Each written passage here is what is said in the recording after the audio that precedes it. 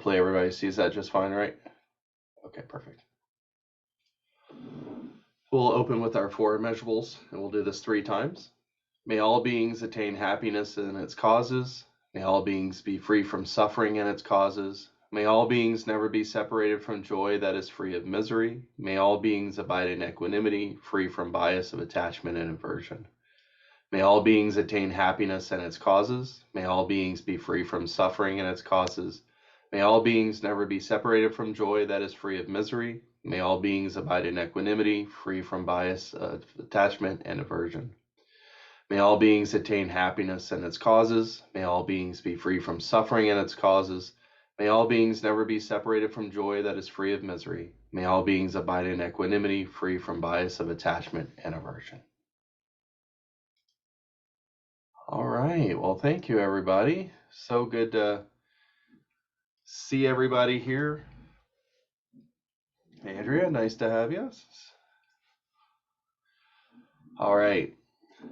Well, first of all, I just want to say how appreciative I am for Nora, Dr. Nora, doing the last few Dharma talks. She always knocks it out of the park, so I'm so appreciative of her. I don't think she's going to be on tonight. I think she said she had a commitment for Wednesday, but was able to do the Dharma talk. Sergio was originally supposed to, but his mother's not feeling well, and he and his siblings are kind of working around the clock trying to get her settled in here in Kansas City. So I do ask that we just keep Sergio and his family in our Tonglen meditation. I know he would be very appreciative of it. So with that said, also, I mentioned this for kind of at the very beginning for several people. I have a head cold, I hope, from my travels to Ireland. So I'm a little foggy with cold medicine right now. So if I just start rambling, speaking in tongues, just somebody speak up and let me know. What we're going to do today is really talk about the last chapter of the book. Now, Nora had mentioned in her Dharma talk that this was the last week, and that's not the case. I think she was mistaken just because it was the last chapter of the book. We have 3 more weeks. What we're going to do in these last 3 weeks is really transition into just a traditional overview of the kind of the Bodhisattva precepts, the Bodhicitta commitments. And then at the very end of this program, I want to do Bodhisattva vows for folks who are interested in taking those. And so that overview really kind of gives that traditional explanation.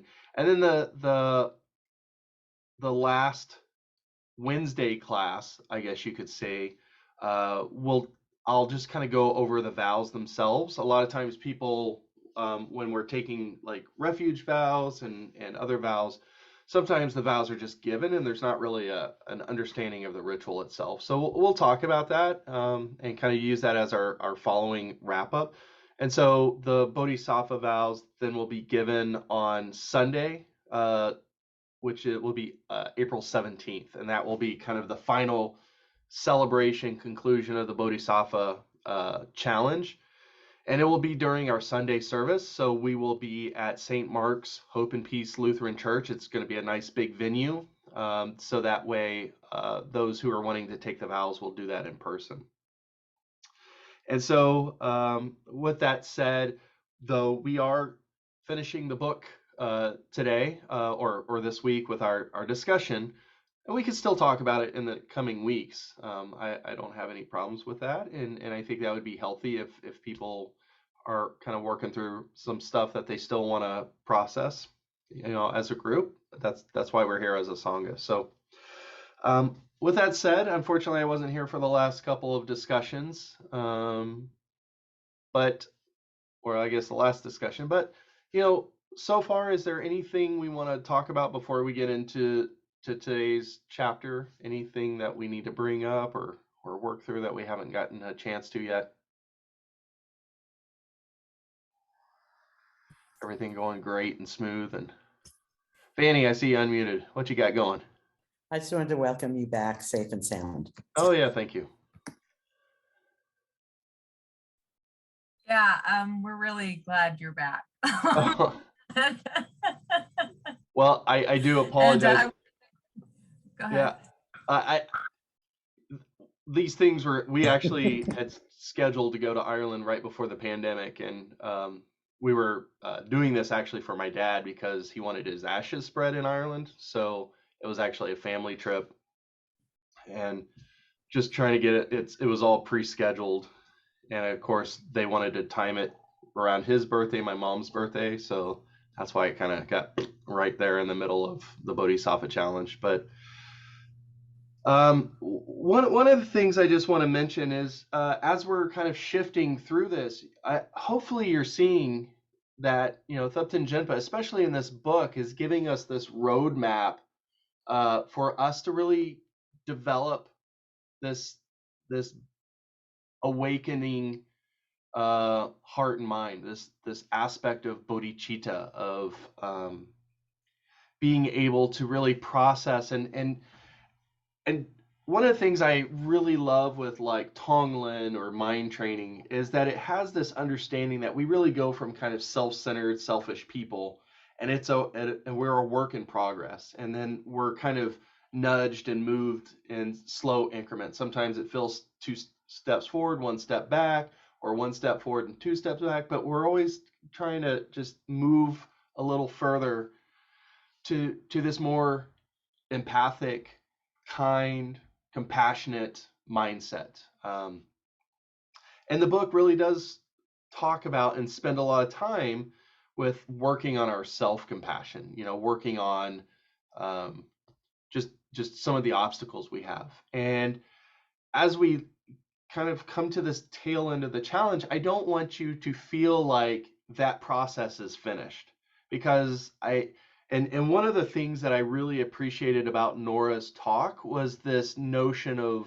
kind of these I can't remember what the word the phrase was that she used was, but these basically these unconscious biases that we have that prevent us from being truly compassionate people, right? The things that we stumble over, and if anybody has ever tried to be a compassionate person, you've probably can relate to like stumbling over something, trying to help somebody and it just not going 100%, or feeling like you haven't really been able to make a huge impact, and that's a very common feeling and process, because it is a process. And sometimes when we read about bodhicitta or this bodhisattva way, a lot of times they're talking kind of end goals, like like the four immeasurables. May all beings be happy. May all beings, all beings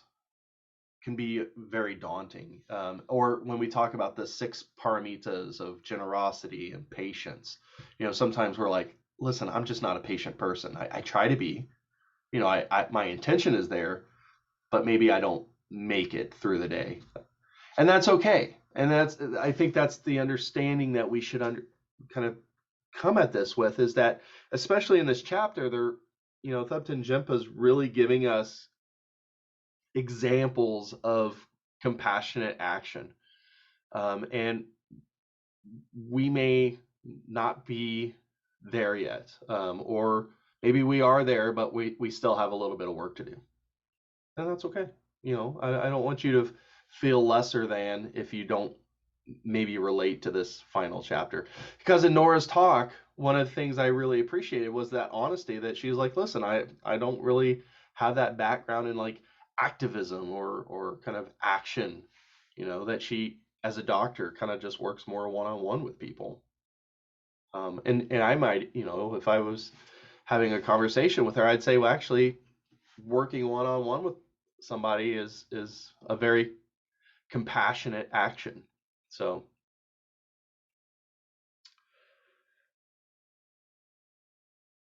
with that said, what I thought we would maybe do today is really just look at. Oh, hey Nora, you didn't make it. is I thought maybe we could sit there and as we finish this chapter, maybe we can look at the things that we can do. Again, one of the things, and Nora mentioned, and since Nora's here, maybe she can respond to, is this notion that, you know, compassion in action sometimes can be a very big thing, right? And one of the things, Nora, I appreciated about your Dharma talk was that you talked about Thich Nhat Hanh, and you talked about, the Dalai Lama, and these kind of world affecting movers, Gandhi, people that have made these big changes. But, I think sometimes when we don't feel like, I'm an activist, I don't feel comfortable being, labeled activist. This notion of Buddhism really calling us out, and he says, Thupten Jinpa says in page 230, which I used the quote in our social media post.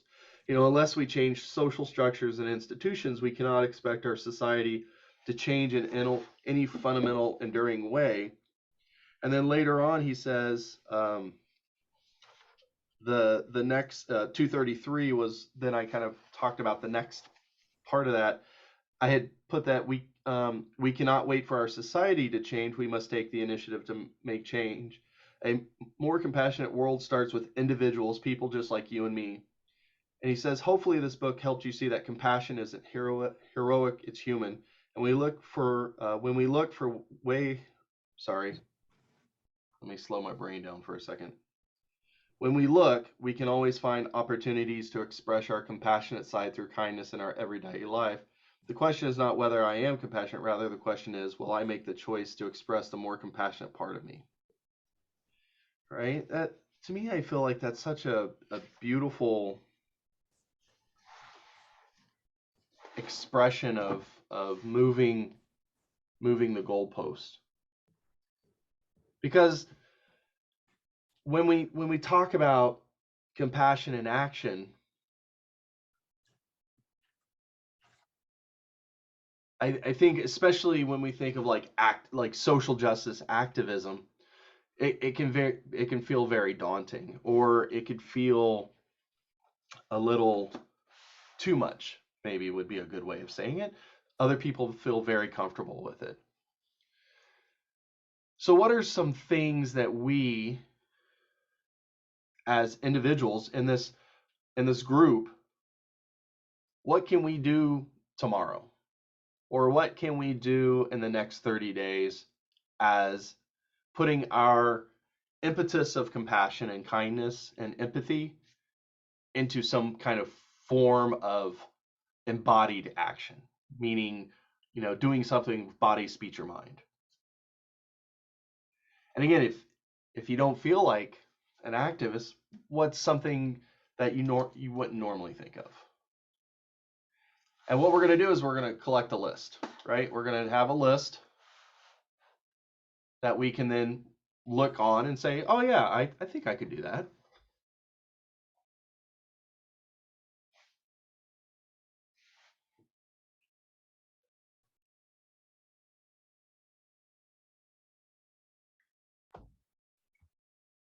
So, Loma, Matt, so one of the things I think about a lot, and I think it hits different elements of compassion for other beings and things, is veganism. And I'd say probably the last 6 years or so have been either vegetarian or vegan. And for all the kind of, and I'm trying to do it for the environmental and ethical reasons.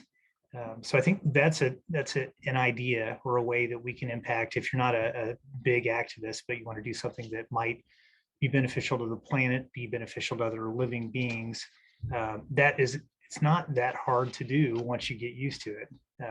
And I was a meat and potatoes guy for probably 42 years. So if I can do it, I think anybody can do it. Yeah, perfect. Yeah, Tukuyeshi always advocates that and says, sometimes people can't feel like they could do it every day. Well, do it every other day, or do it like once a week or something. So I see in chat, make a donation to a cause, right? So uh, what do they always say? Time, talent, or um, time, talent, or I think they say tithing or something. Basically money. Treasure. What's that? Treasure. Treasure, time, talent, or treasure, right? So if you don't feel like you could do it or contribute it physically, making a donation to a great cause, so what are some of the great causes out there right now?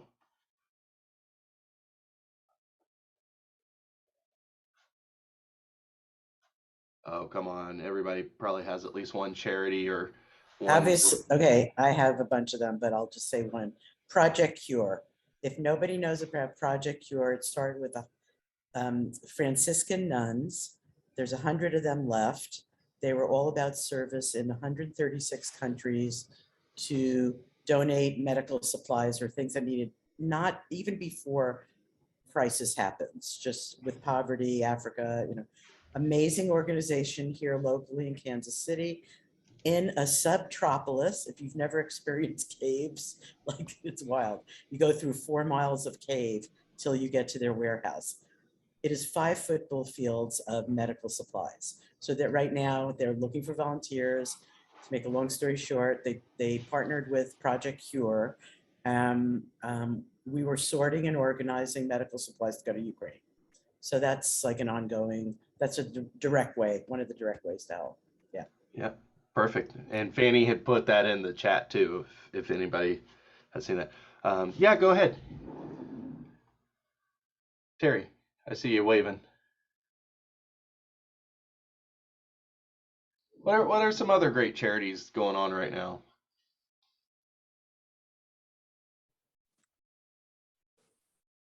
I have another one. If nobody weighs in, I'll talk later. Yeah. We're just helping a friend, and you know this. I asked you when you were out of town. A friend just got, basically she couldn't stay in her apartment anymore. She was disabled, and somebody brought bed bugs into her building, and I created a GoFundMe, not just me, but just trying to help her try to find some housing, get her a new chair, individual struggling. There's KC Mutual Aid. There's all, believe me, if you look, there's always a place to give. The houseless, the homeless. I mean, I have a nice opportunity to be in patients' homes, so I'm always seeing a need there for their health. And I appreciated Thupten Jinpa's paragraph on healthcare workers. The last, I thought that last chapter was extraordinary. Yeah. Profound, and helpful. I'll be quiet the rest of the class. No, you're fine.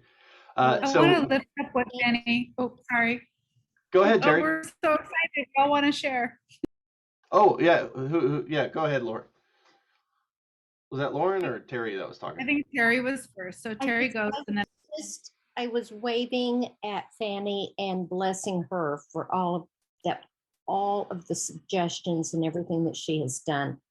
Thank you. Yep. Perfect. Yep. And focusing on the kindness of Lady Gaga to Liza Minnelli instead of the hit, where it's making the news, Will Smith and that, which has, has a place in the world, but come on, why aren't we amplifying, Jessica Chastain talking about suicide prevention and the beautiful gesture, humble, gentle, and kind, right? Was for anybody that saw that are movie enthusiasts. I was really struck with that gentle, humble way of, giving dignity to Liza Minnelli. If you haven't seen it, I'm sure it's all over the internet. Well, thank you. Yep. Thank you. Lauren, you. I just wanted to underscore maybe something that Fanny said that was close to what I was thinking. Is just, Fanny said something to the effect of, if you look, there's opportunities to help everywhere. And I think a lot of this training that we're doing here is the ability to look and or ask And so I think that for me, a lot of this is getting out of my self-absorption and literally asking a simple question more regularly throughout my day. And this is something, what maybe one of the intentions that I try to set more often, which is, how can I help? And just asking that, because I don't know what's needed, but I know that I can respond in a lot of different ways.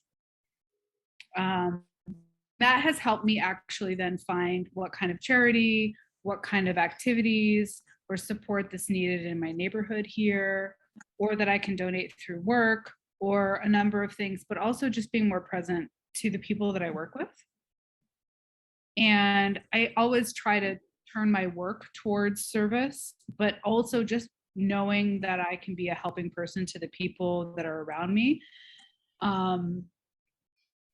It makes me realize how self-absorbed I can be and how powerful it is when I take time every day to even just ask the question of how I can help, because it reveals itself. There's so much need, you know? So I just kind of wanted to highlight that point that Fanny made.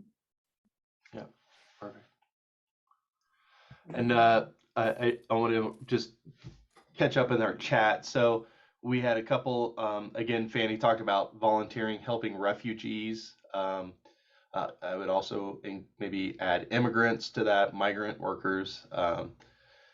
So sending medical supplies and other supplies to Ukraine, and I would also say other areas, harmed by war and conflict. And then Julie put in here, be supportive to individuals who are stronger activists, so kind of being a support system and kind of lifting them up and providing them the support, because especially for people who do, and you will probably start experiencing this as you're becoming more just compassionate in your everyday life, that, it can take a lot of energy and so sometimes to be able to have a support system for others can be very helpful. Applaud, amplify a message, celebrate people who are out there on the streets or making a difference, share part of your garden or groceries with an organization. That's a brilliant idea. Individual or family, volunteer at an animal or people shelter. I heard one time people who give money to school lunch programs for families who can't afford lunches, just putting like money. I don't know how that would happen, but I thought when I had heard that, I thought that was kind of a brilliant idea if possible, where, it even could be a small amount, but Habitat for Humanity has also been shouted at.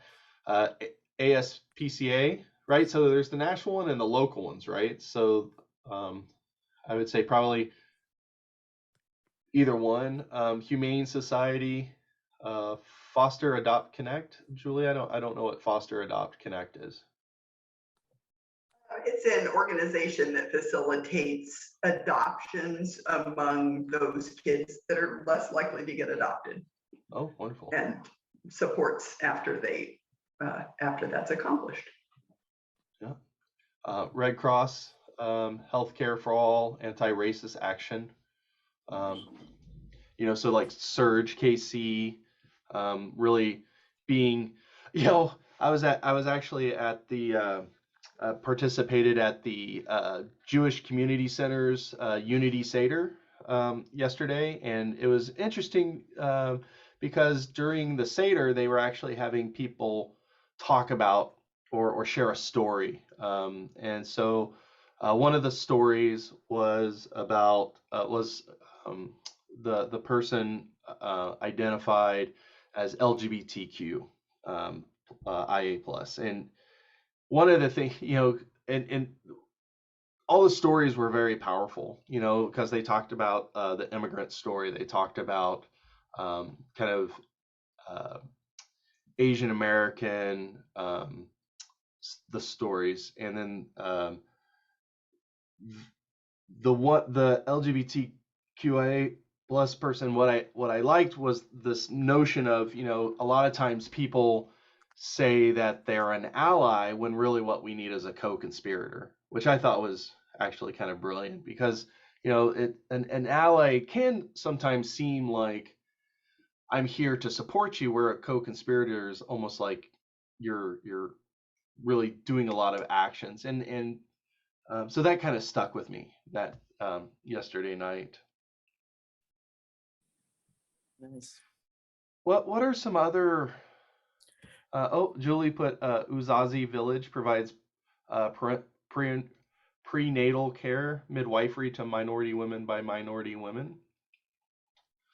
Um, Again, I would echo Fanny's. When we know of people who are having to do GoFundMe campaigns, um, even like Sergio's, had looked for help and support for getting. I think people donated to help buy like a hospital bed, which can be a big expense for a family sometimes. When you hear those type of things, and I would also echo Lauren's notion that, we're kind of called to be more aware of these opportunities, right? We don't necessarily need to be like activists like what we see on TVs on the front line, where we could be more, if our comfort level is that we want to be more behind the scenes to really be there, that type of support too. So I'm still waiting for my cousin in Poland to tell me if I could be helpful there. I don't know. I don't feel like enough's enough here. That's a whole other issue.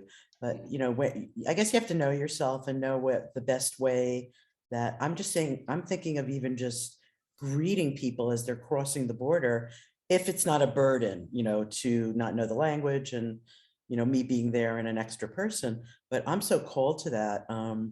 I think I've talked about that in the past. Somebody brought up last class, and please rephrase this because I thought that was so, I forget where it was from. Maybe it was you, Dr. Nora, I don't know. But where we talked about help versus service versus, was that you, Lauren, that brought that up? No, but It was remember there was Dr. another, what? There was another category in there. Maybe Um, Andrea, did you talk? I'm sorry, I can't remember. There were it's three. help, fixing and service.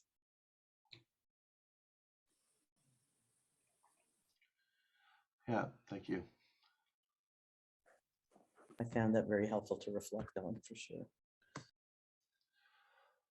So we talked about, supporting organizations, um, you know, supporting people, looking for ways that we can help, um, looking at, um veganism, right? Vegetarianism. Nora, one of the things I really liked about your Dharma talk is you referenced, a couple of years ago or last year, I can't remember when it was, when we were doing the Dharma rain and we were looking at kind of the environmental impacts, because we kind of had the same brainstorm of what we could do, and some of those things to be more compassionate, um, can also take on environmental aspects as well, like just, you know, not using plastic bags, because you don't want, all those pollutants in the oceans and the landfills, looking at, um, economically how you spend your money and who you spend it with, with companies. There's what are they calling it, greenwashing, where a lot of these corporations are putting on a facade of environmentalism and support, and trying to really support companies who are trying to make positive impacts, as much as possible. I would also say, and again, I appreciated Nora talking about, we as the Remay Center, unfortunately, because of COVID, a lot of our programs have been kind of hobbled. But once we can, we're going to start up the homeless outreach again. Providing supplies and food to people in need on streets. We have our prison outreach, and I think, and maybe Andrea can correct me if I'm wrong. The prisons, I think, have used COVID to really kind of restrict a lot of that outreach to some of the prisons, but I think that's starting to begin again. I've heard mixed things from the residents of prisons. One person was actually quite positive about how they had to socially distance, so a lot of people left, and they felt like it was a more peaceful and quiet and spacious environment, which was a very surprising insight, because I always I didn't assume that would be there would be any silver lining for residents there. But we are back in, and yeah, there's always the question of whether the restrictions have people's best interests in mind or whether it's about control. But we are back in, and mostly back to normal.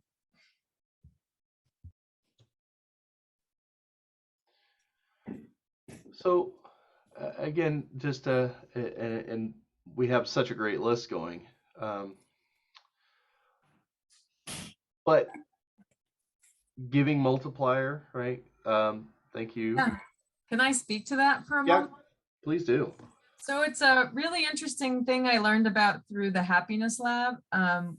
You pick a local charity, and then they offer you all these very super effective charities by the research. And sometimes those super effective charities aren't very sexy, but they've basically what you do is you choose your local charity that's very meaningful. You offer a match of the super effective charity, and then they contribute a match as well. So it's kind of the best of all worlds. You have that local or very meaningful connection plus a very, very effective one. So that's an interesting thing to check out if you are thinking of putting your money somewhere. Yeah, I found the local places I usually donate to on it too. So yeah, giving multiplier is a pretty cool thing I learned of in the last 5 months. Yeah, thank you.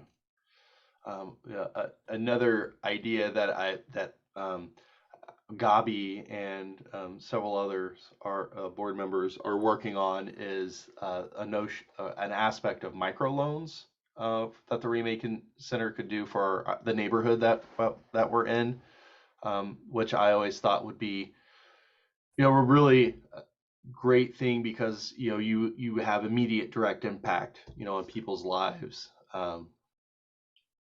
and it's bigger than what I could ever wrap my head around. So I'm so glad that poor Gabi's having to do it. I shouldn't say that, maybe, I don't know, but it's a really great idea, and hopefully once we're kind of past COVID and kind of getting back into our regular stride, it can be a thing. So another thing is, and kind of this goes to international aspects. I think Ukraine is very much in the consciousness right now, but there are conflicts all over the world, and those conflicts are can sometimes not be as media, I don't know, or the media is not quite as interested in them, and so they get glossed over or they don't even get reported about. And so finding, if we want to talk about sending aid, to not just, and I'm not saying it's a bad thing to focus on Ukraine, but also at the same time to really allow you that to broaden the scope. So looking at organizations that do go to a lot of areas. There's one organization that I think about kind of internationally.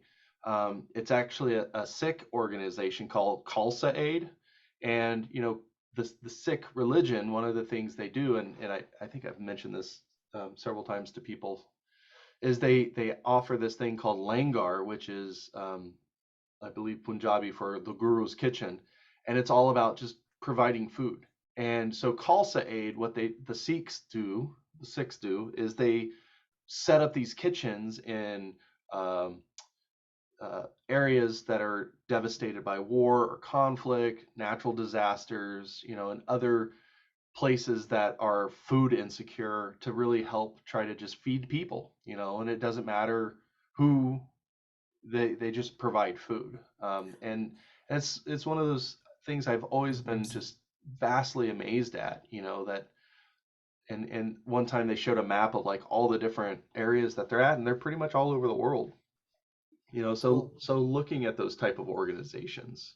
Do you know about food not bombs? You made me think of that. When I was in Bulgaria, I happened to meet the two queer people in Bulgaria that that are the executive directors of Food Not Bombs. Go figure. And there's there, so that's their whole premise too. I want to say something to what you said. I had a little reaction. That's okay. About, you know what? It's kind of like, I don't know, when you said something, it triggered me a little bit. When you said, it's kind of like when Black Lives Matter and people were saying all lives matter. I think it's an appropriate time. We're in war with Ukraine, and I'm not talking about the media aspect. We personally know people affected by this. This is not about like watching it on TV and getting glued in at every moment and all the media. By the way, Kyiv Independent is an independent source, just so you know, internally in Ukraine. So I'm just having a reaction to that, saying, hey, there's others. Of course there are, but that's like saying we shouldn't. I know, I just took it like that. Like it's appropriate that we're in war now, that this is the country being affected. We're never gonna stop helping humanity if we made that kind of commitment, and there'll always be places of poverty and needing. When I was in Africa, I'm just saying we were helping kids that never painted before and were poor and didn't have clothing. So yes, that all is going on. I don't know. It when you said that, I just had that. It hit me that it reminded me of that. Like, well, of course, there's always so much, but this is pretty devastating right now. People's freedom, people's democracy. I mean, I don't like how it's being sometimes sensationalized, but that's a different issue. Yeah, no, I appreciate that. Yeah.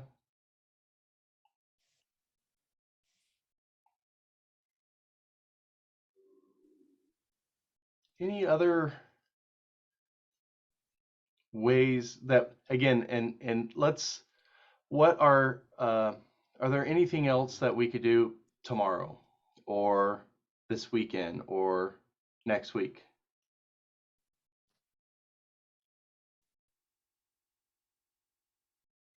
Because I agree with Lauren and what others are saying, that we're really starting to see opportunities, and this is more of just an information gathering of opportunities that we might be seeing right now.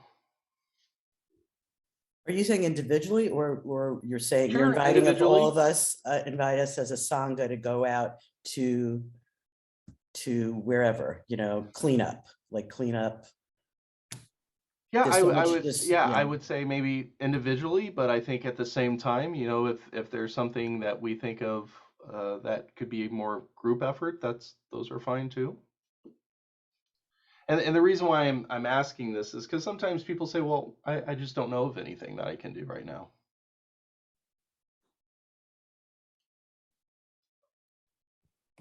Well, $2 gives, I'm going back to Ukraine, $2 gives a meal to soldiers and orphans there. That's something we could collectively do to, direct people that are getting it on the ground, or to the refugees, or of course, even locally. I mean, locally, we don't have to go far.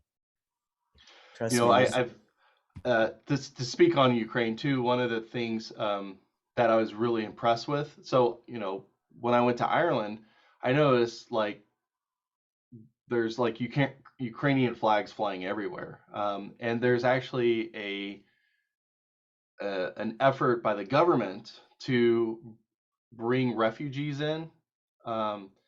And one of the things that Ireland, and I think it's just because of the way their government is structured, which made me really, I don't know, just like hopeful or wishful. You know, they were providing housing and shelter, food for the refugees, but they're also supporting them with like a basic minimum income, so that the refugees could uh, pay for their own food and pay for their needs. And I think they extended their time that they could be in the country for like a year, so that way the refugees could come in, be able to sustain themselves and work for that year, hoping that the war would be, ended so that they could then return home, which I was really impressed with because Germany, Poland, all of the countries, not even the NATO are, it's amazing. For 3 years, you can cross the border. But what's happening is that in Poland, where there's 2 million, I mean, talk about a need. Mhm. Right now, the Ukrainian, if we show, yeah, Smile Amazon. Someone just wrote Smile account on Amazon. Sorry, Julie, I know. That my cousin in Poland was saying, now the Polish people, because the government is not giving any humanitarian aid, so the residents, I mean, that's a big burden for a country as compassionate as they are to say, come across the border, to uphold 2 million people coming in with all the just basic necessities. So even though people are housing folks. So anyway, I don't want to take over the whole thing, but it's kind of an idea of, we are in our own bubble. And I wouldn't call it self-absorption. It's like you say, I don't know, it either can be, we can be humble in our own way, just, helping a elder across the street. There's like so many, honestly, there's like helping your other half and that's struggling with getting an interview and currently in our home, having that, I'll pay the bill this month. There's a lot, believe me, there's a lot of ways. Definitely. And I do want to just point out, Julie also said, call our Congress folk to advocate for upcoming legislation we care about.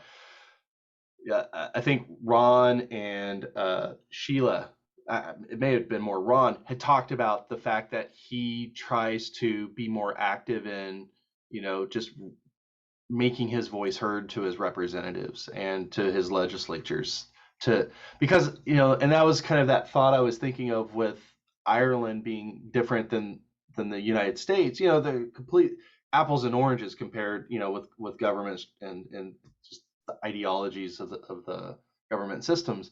But at the same time, I think if we as a people say that these are ways we should treat refugees, if there's a groundswell of support, at least just getting your voice out there and making your position known to your representatives so that hopefully it could change. Not necessarily saying it will, but at least you're doing your part to raise those concerns. I want to maybe underscore this because I think we've talked a lot about direct action, things we can do in our kind of micro actions, but there's really powerful stuff that happens when we influence the boards for schools, when we learn some of the skills to advocate to policymakers or to become policymakers ourselves, because people just like us can become policymakers. It just takes a little bit of time to understand all the jargon and everything like that, but it's really us. And it's about creating some of those skill sets and knowing that it's about thinking about what would it look like to become, get on the board of some of the community organizations you deeply care about, or the educational boards where your children go to school, or how to more productively show up to town hall meetings and create town hall meetings that aren't a warring dynamic, but rather a place where deep dialogue can happen. It's about, I think there are these other opportunities in our civic space and in leadership spaces that there's often a vacuum of caring folks, and those can get filled by people who just want attention or who are hungry for influence. And anyway, I think that that's a huge portion of where we can also look at where we can affect powerful and compassionate change, And I mean, I don't mean to call you out, Andrea, but one of the things that thought of since you and I met a couple weeks ago is just the work that you're doing with the Center for Conflict Resolution. And I feel like learning how to work with conflict differently is a powerful way to act compassionately in our neighborhoods, our organizations, and even more broadly. I mean, look at the war, hello. But these are micro skills and macro skills, so I think that there's a lot of opportunities in taking more leadership in some of these places that with a compassionate heart can be very powerful. Yeah, thank you, Lauren. I'm Terry. I do concur with Lauren. And I think it's so important to be active in your own community because politics is local. I would much rather pay my taxes to my local area, my state area, because apparently the federal government is not a good steward of our resources. They have shown that time and time again. So, having said that, I don't want to get political, but I think showing compassion is so important, but should not be confused with those who have bigotry of low expectations. And I think it's so important to help assist people, not just to throw resources at them. That's it. Thank you. Yeah, thank you, Terry. Julie also put in the chat. Well, actually, Jason, sorry, I skipped over you. Talking about just maybe just keeping a $5-10 on him, just in case he runs into somebody needing support. He then has that. And then Julie put volunteering to teach yoga mindfulness to kids in a school with mental illnesses for a few years. And then I think that was from Andrea. Further information, informing our ability to transform conflict is a great idea. Leading with Dignity is a great book, as is Nonviolent Communication. So yeah, really kind of educating yourself sometimes so that way you can really have those dialogues. And I really do appreciate the civic engagement and civil discourse. I think at the Unity Seder, our table, we had a question, and the question is, what would you like to be different this time next year? And one of the participants said, I would really love our civic discourse to be more a civic discourse rather than that argumentative battle mentality, us versus you, win at all costs kind of, feeling that I think people have right now, or feel like that's the civic discourse. So, yeah, I appreciate, everybody has shared some great ideas and great things. Nora, since you gave the Dharma talk, is there anything you want to bring up or talk about? I think my teacher in the Kriya yoga tradition, the only vow we make is to be of service to all beings. And so one of the examples she has is, just holding somebody's hand, or giving a glass of water to someone who is in distress or whatever is a simple act of compassion, and you kind of multiply that. I remember one of the times I went home to the Philippines and visited this province. You could buy a lot of inexpensive pearls, and so I asked where it was coming from. And they said, well, this group of one of the tribes, they couldn't make a living in their village, so they all came to this town. And so the town asked them, what can we do for you? And they said, well, we dive for pearls, we can make jewelry. And so the town supported what they needed. And so they were able to make a living out of the things that they knew how to do best. So, and I thought, gee, that's kind of, and it was not a town that, was affluent either. Everybody was in the Philippines, the typhoons hit and, everything is wiped out. So anyway, but little things like that, I think, if it multiplied, then we can make a difference. Yeah, perfect. Thank you so much, Nora. I really appreciated your presentation last week, your hosting. And there's so much that we can do. Grow gardens. I take my produce to a local assistant living facility because I've been there for their lunches and their meals, and their salads they're puny and they're so sad. And I grow all of these vegetables, and I ask the cook in the kitchen what kind of I don't know, regulations that they might have. If I wash everything and bring it in, is that okay? And can they use it, or will you just throw it away?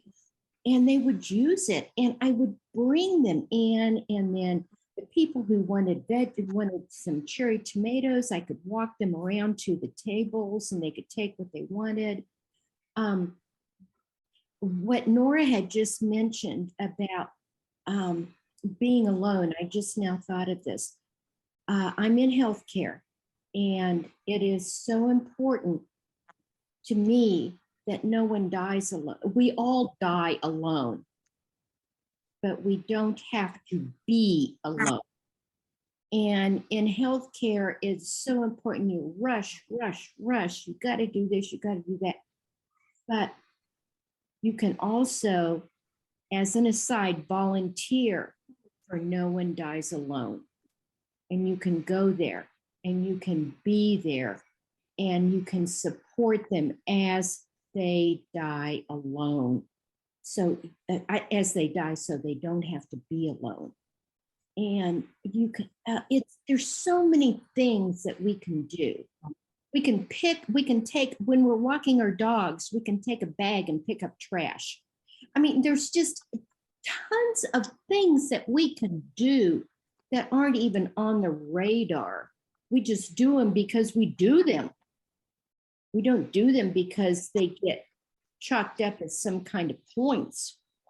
We just do them because that's the people we are. And that's the people on the screen. That's the people we are. Thank you. Yeah. I get a little carried away. I apologize. No, Terry, she Preach, volunteered. Terry, preach. We needed that. That's great. I think we volunteered Terry to do one of the Sangha talks, right? Yeah. Well, Julie, she was doing just what you were saying, like holding up the space for everybody that's helping in their own way, Yeah. acknowledging that. So thank you, Terry. That was great.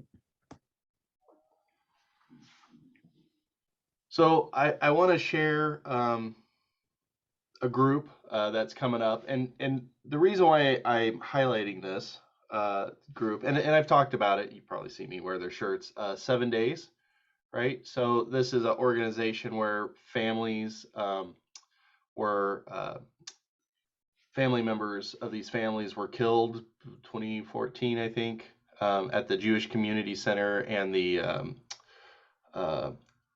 what is it, Shalom Village? Village Shalom. Village Shalom. Thank you. Yeah. Thank you. And, you know, with the grief, these families came together with a community to really highlight hate crimes and violence.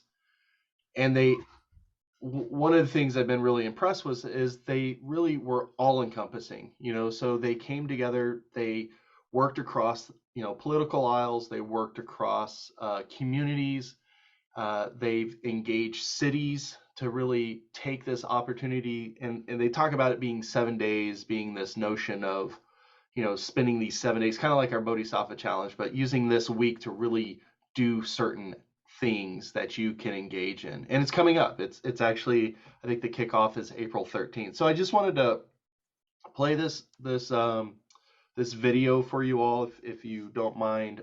It's kind of an older promotional video that they shared on their events, but I thought I would share it with you all real quick, because I think it really encapsulates everything that we're saying, that, you know, there's these different things that we can do.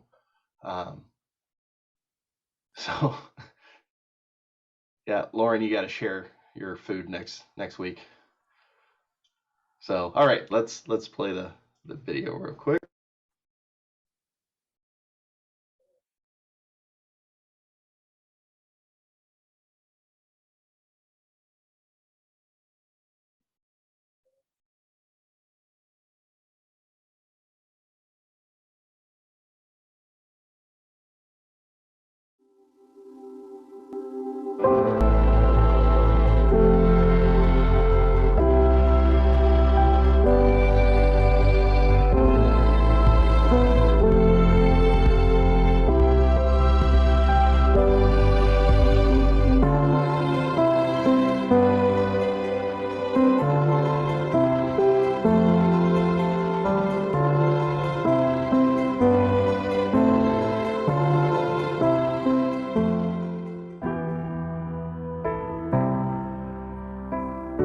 Breaking news, an American suburb shattered by deadly shootings this Sunday near Kansas City. 3 people are dead after shots were fired at 2 churches. Police say a man opened fire in the parking lot. Here's what we know about 3 people were killed shotgun. There's no rhyme. All right, sorry about that. That speed was crazy. Let me try to back that up again.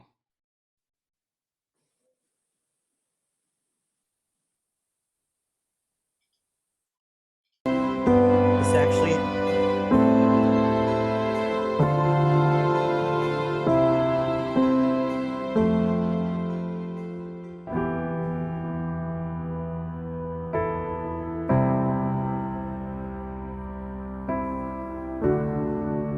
Breaking news, an American suburb shattered by deadly shootings this Sunday near Kansas City. 3 people are dead after shots were fired at 2 churches. Police say a man opened fire in the parking lot. Here's what we know about 3 today's people shootings. were killed shotgun. There's no rhyme or reason to it. A family statement released read in part. I knew there was something wrong when I see 2 detectives or police walking up my driveway. She says her father was a physician, her son an Eagle Scout. I remember screaming, what happened, what happened? And as I went into the Jewish Community Center, I saw bullet holes in the glass, and then it started to dawn on me what had happened. A movement has started where small acts of kindness grow into a wave of change. It is called 7 Days, with each day featuring a different mission. Day 1, love. Day 2, discover.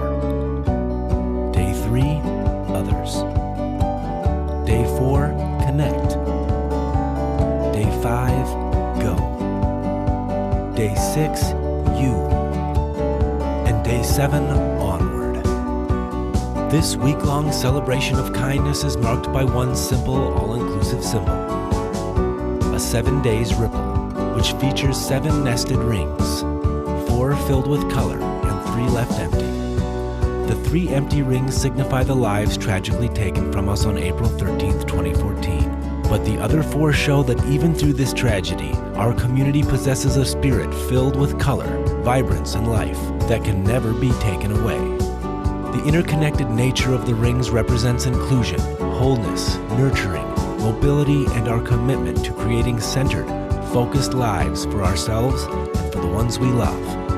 With this ripple, our goals are to remember those we have lost, in their memory, to create a wave of positive change for the future. 7 full days of love and change, ending with one unifying event.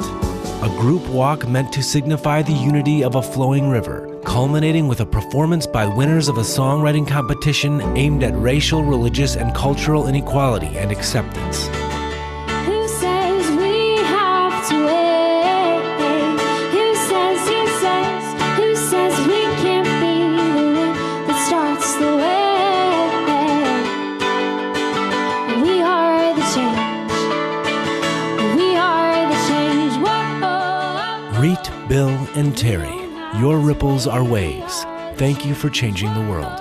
For more details and to learn how your hometown can join the movement, go to give7days.org and view the resources available to help you make a ripple and change the world.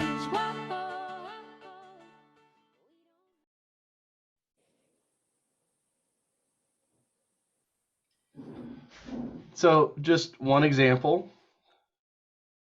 And oh my gosh, hold on one second.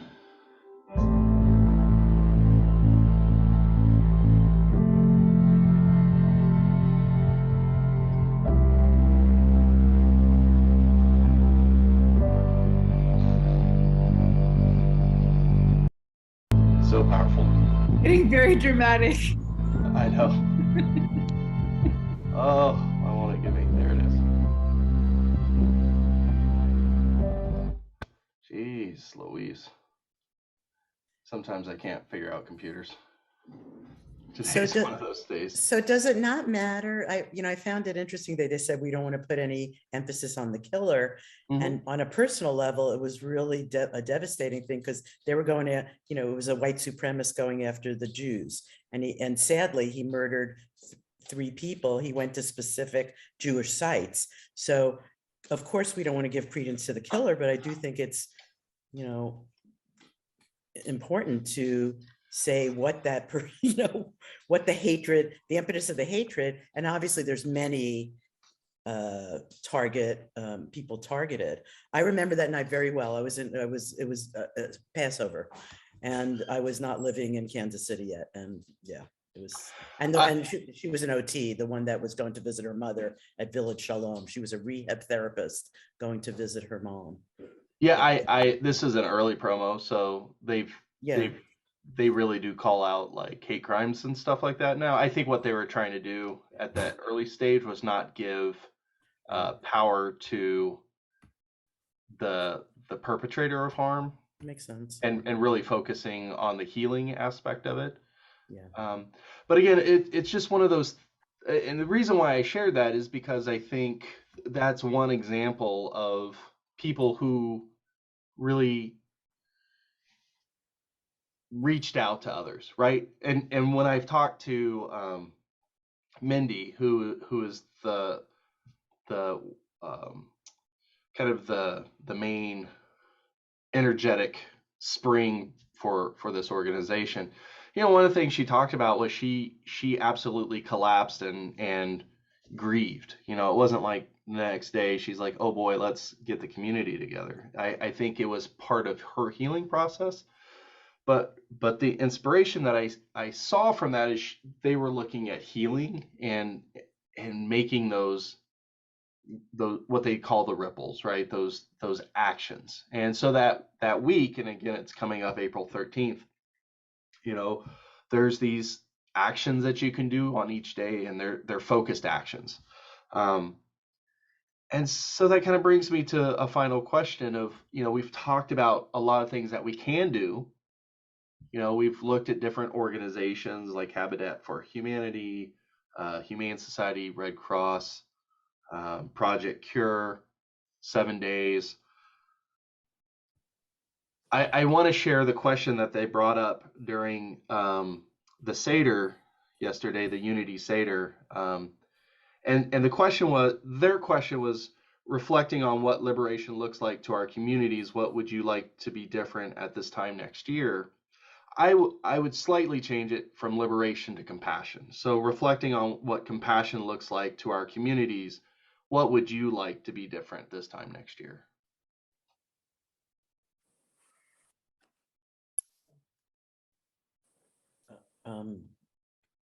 the community getting wide opened and disease not, the disease of another variant or that's what I would like to see next year, that we can, I don't want to say go back, the new normal, whatever that new normal is. Yeah. But that we're, we remember that, we're keeping mindful that we're, again, really into this together. Yeah, perfect. Thank you. No battles around that.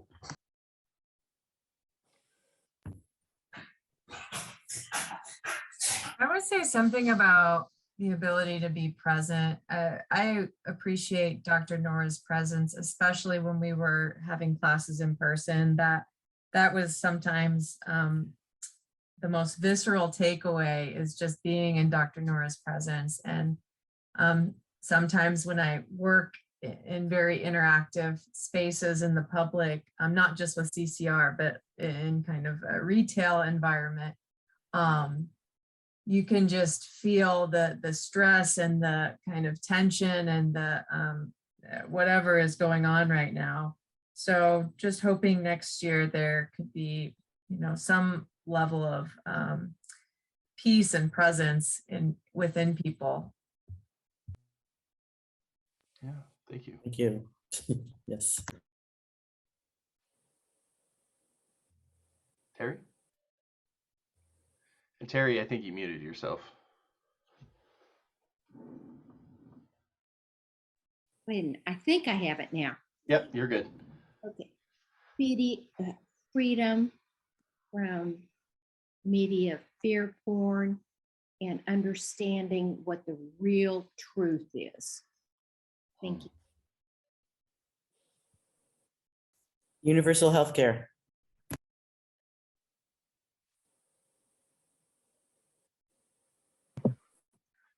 I want in the coming year to kind of call myself out, recognizing commonalities in people, instead of, like, when I want people to focus on loving and caring for and being compassionate to people who are different than them, I want to remember that that includes me doing the same for people that I think aren't showing love and compassion and caring for people who are different from them, because that's different from me, and it's not my job to judge that. It is my job to support and love people anyway. So there.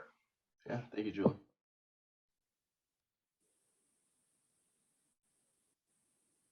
Gabi, did you unmute? Yeah, well, I guess I like to see that the American government spends more money on taking care of the people in the United States instead of being involved in wars and buying more guns and war machinery. Because what is it, half of the budget of the United States is spent on the war machine. But we don't have money for universal health care. We don't have money for adequate schooling. We don't have money to provide, each and every citizen a decent place to live and a decent school to go to and decent opportunities. But we do have money to spend on the war machine. So I would like to see that shift. To actually Gabi, to add to what Gabi's saying, I forget what the numbers are like, but the United States per capita spends so much more than any other country. And on that, and for what? Do we really need to be 10 times as strong as the next enemy or whatever that needs to be? Yeah, thank you. Great points. I'll again, I think Lauren said it earlier. I'd next year like to see more civic discourse, rather than the animosity that sometimes can creep up in our meetings and things like that. Anything else? This time next year, I would like to see that the tide has turned back on the side effects and fallout of the pandemic. Things like, maybe the number of pandemic infections have gone down, but the after effects of it and the people with long-term health issues, some medical, some mental health issues. And I would like to see the tide turn back on, in particular, the substance abuse and suicide that has really escalated during the pandemic. Yeah, thanks.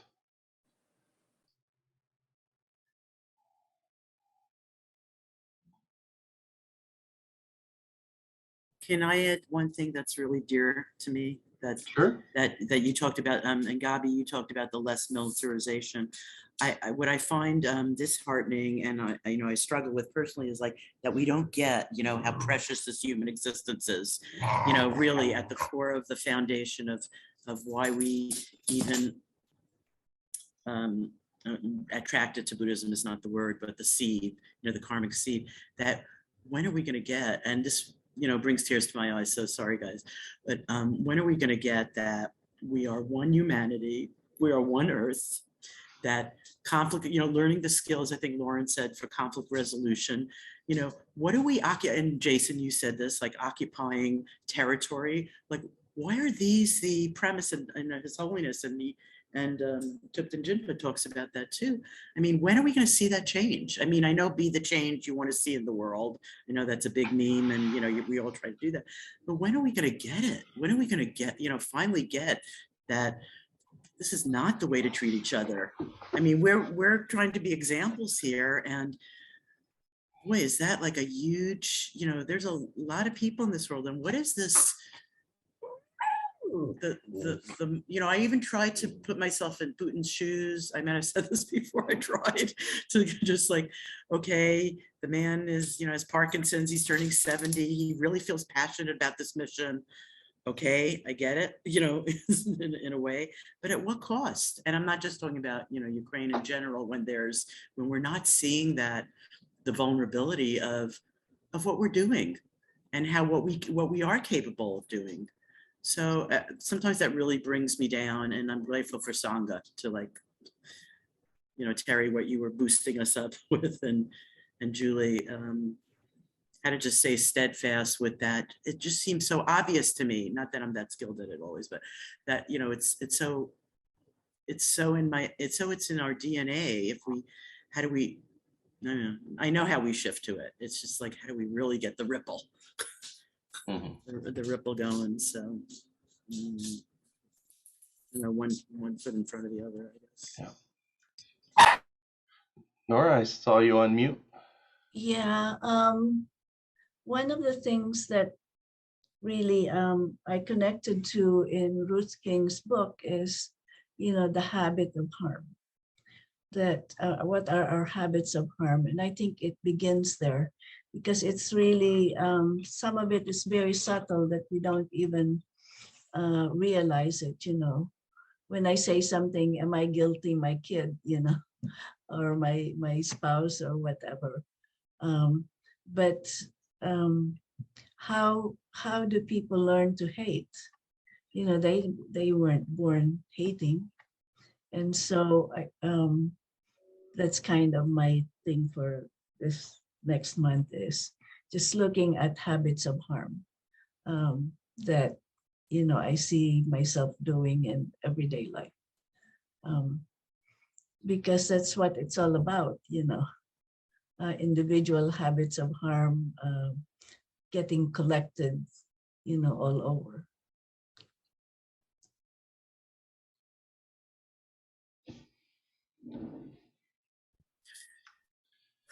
So we are at our top of the hour. I do want to just say thank you, everybody. Such great discussion tonight. We do have two more Wednesday night classes. So this is the end of the chapter, though. We've finished the book. The next, again, for those that weren't on at the very beginning, Next week, we're going to discuss just an overview of the traditional presentation of bodhicitta, the Bodhisattva precepts. And then for those who are interested in taking the Bodhisattva vows, which are offered usually at the end of the Bodhisattva challenge, then the week after, we're actually going to talk about the ritual itself so everybody feels comfortable with it. And then April 17th, which is the final day of the Bodhisattva challenge, which is a Sunday, we'll have the Bodhisattva vow ceremony during the Sunday service. So it will be at St. Mark's Hope and Peace Lutheran Church. So it's fairly large rooms that, so any, for those of you who are interested in taking those Bodhisattva vows, we'll have those at that time. So again, I'm hoping you got a lot out of this book. I know I did. It's such a Thupten Jinpa really lays out a wonderful roadmap for us, kind of in very modern language for us to engage in. So thank you all so much. It's been really wonderful. Any final last words?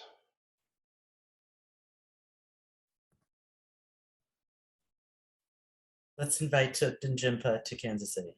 Yeah.